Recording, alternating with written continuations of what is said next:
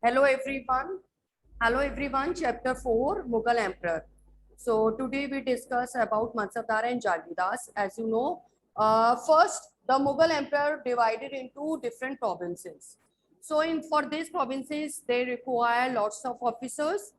So as the empire expanded to encompass different region, the Mughals recruited diverse bodies of people. Mughals appointed diverse body of people. Like in this body, Turanis were there, Turani they expanded into Iranis, Indians, Muslim, Afghans, Rajput, Marathas, and other group. Now, those who joined Mughal authority, Mughal services, those worked as Mughal officers, one enrolled as Mansabdars. So the question is, what is the meaning of Mansab? The Mansabdar, the term Mansabdar refer to an individual who holds a Mansab, means position and rank. The particular person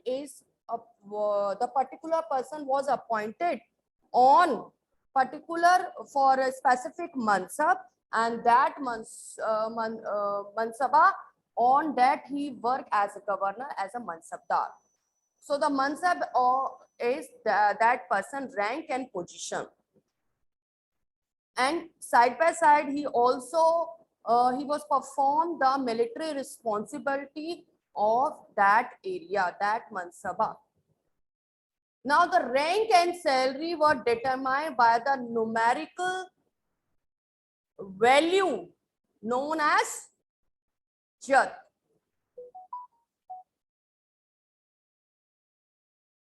The higher jat were more prestigious was the noble's position in the court, and the larger his salary. What does it mean? It means, for example, if one mansabdar, it is like that in Akbar reigns, that mansabdars, the many soldiers under mansabdars. Okay, fine everyone. Mansabdar was the holder of rank in the administration. Each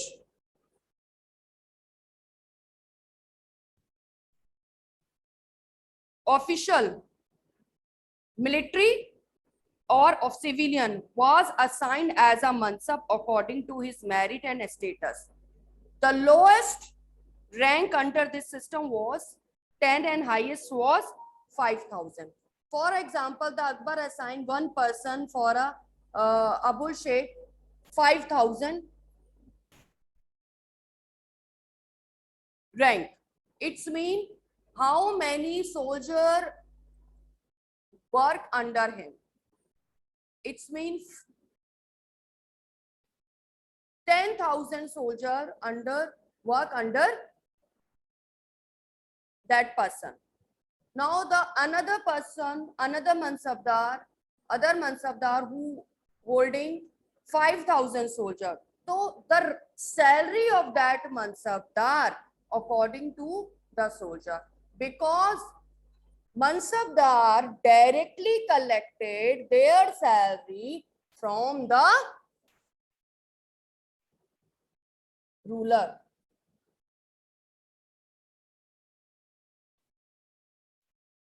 They were collected salary on the basis of their soldier.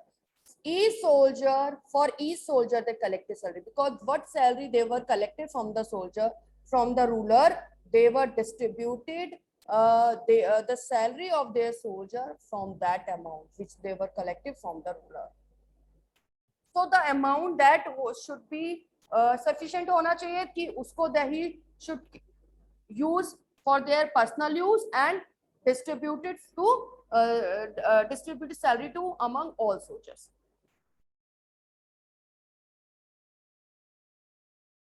Okay, so the mansabdar who hold highest rank, his position was like the prince.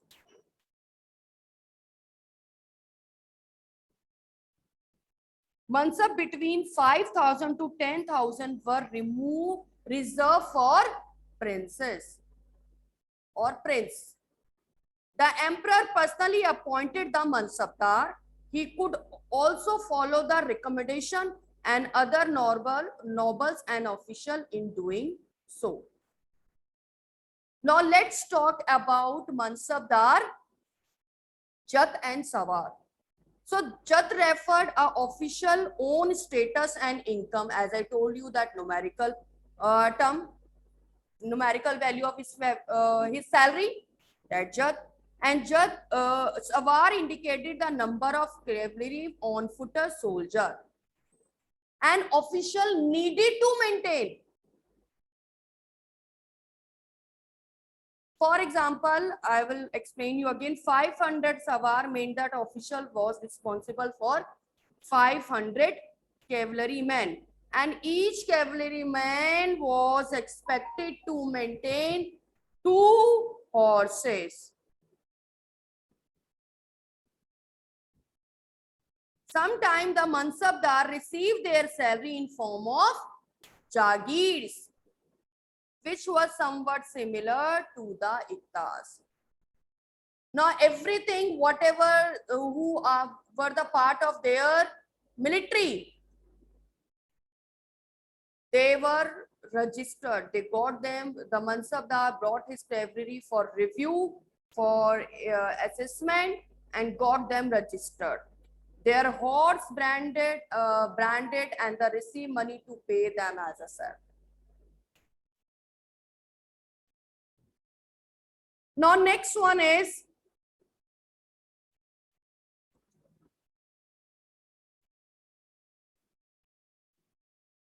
like Mukti, the Mansabdar were not deciding their Jagirs. They only had a right to the revenue for their assignment, which was collected for them by their servants.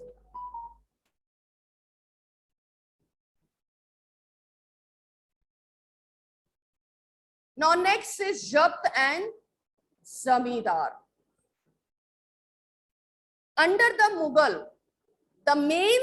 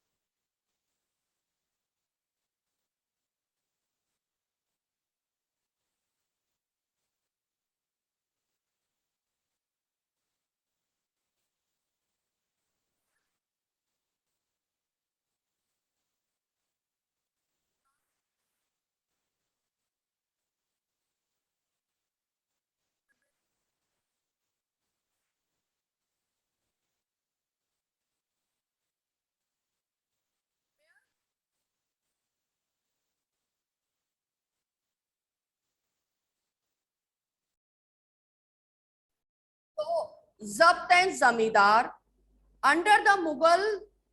Now am I audible? Yes. Under the Mughal, the main source of income was tax, which they were collected from agriculture produce. Peasant in the most place paid taxes through the headmen and local chieftains, who were called zamindar by the Mughals, who were played a role of as an intermediator between peasant and Mughal emperor. So these people were called zamindar. In the land revenue settlement, Akbar were help his revenue minister Todermal,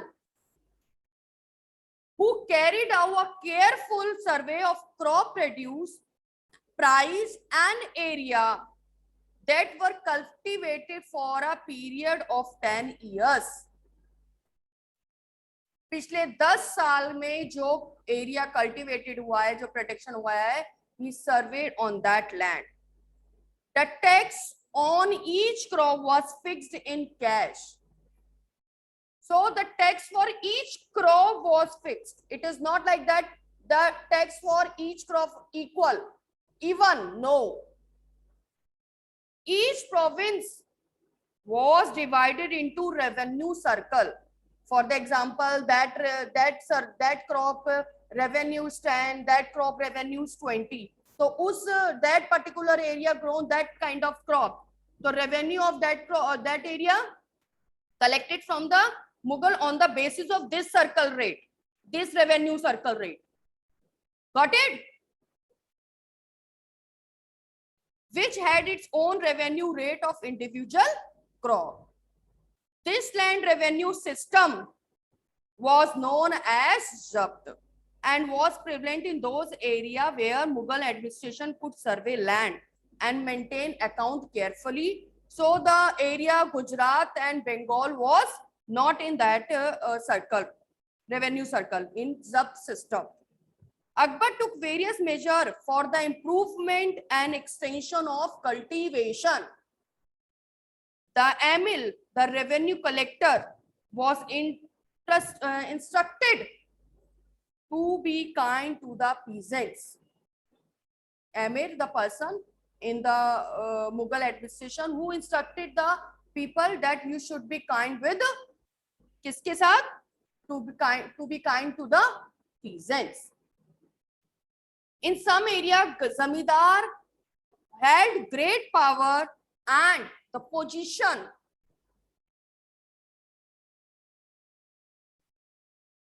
by the Mughal administration.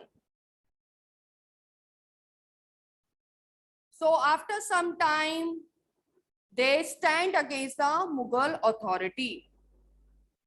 Sometime peasants and zamindar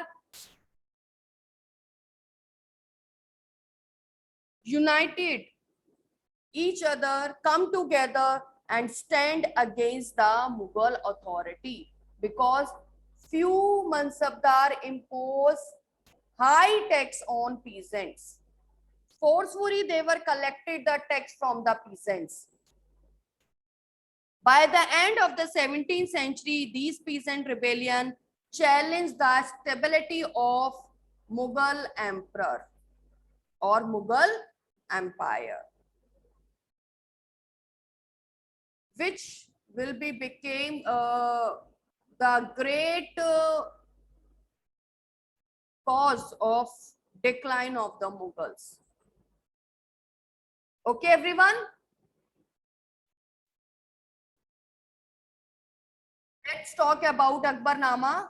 Akbarnama, the book wrote by Abul Fazl about the life history of Akbar. So he wrote this book in 3 volumes. First, second and third volume known as Anai Akbari.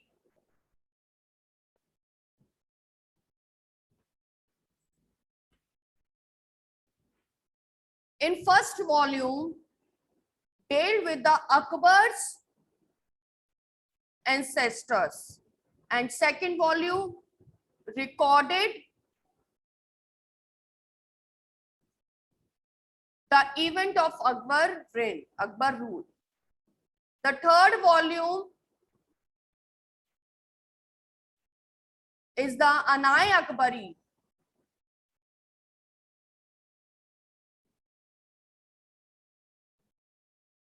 It deals with the Akbar's administration, Akbar policy, Akbar army, Akbar household, Akbar revenue system, his area, flora and fauna. Everything, the detailed information given in this third part of Akbarnama Anai Akbari. Let's talk about the Akbar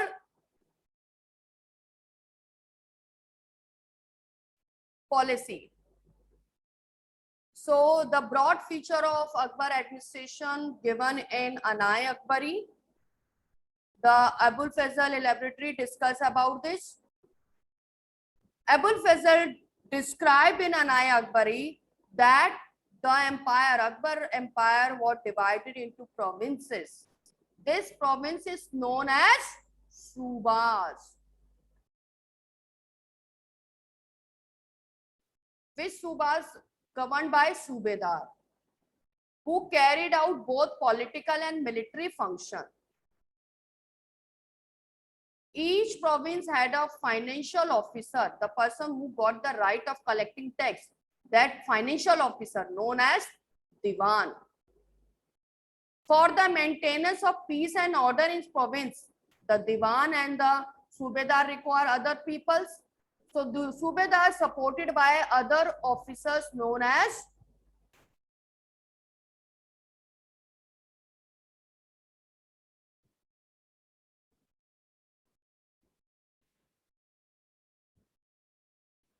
such as military,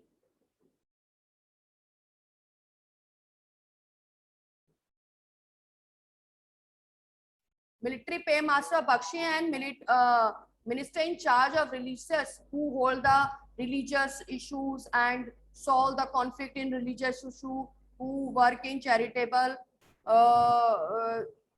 field Sadr, and military commander known as Fauzdar. So the Fauzdar work in war and battle, the person who maintain law and order in the province known as Kotwal, Darogaji.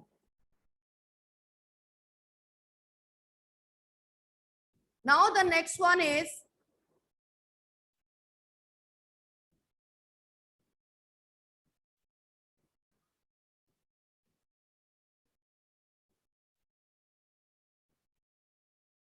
the Noorjahan, the wife of Jahangir, 1611, they received the title of Noorjahan. Actually, her name was Mehrunisa. She was extremely royal and supportive to the monarch. So after that, the Jahangir given the respect, status, his wife in the administration. Even he minted the coin on the name of her wife. Next is Akbar noble command large army and had assist the large amount of revenue. What happened? As the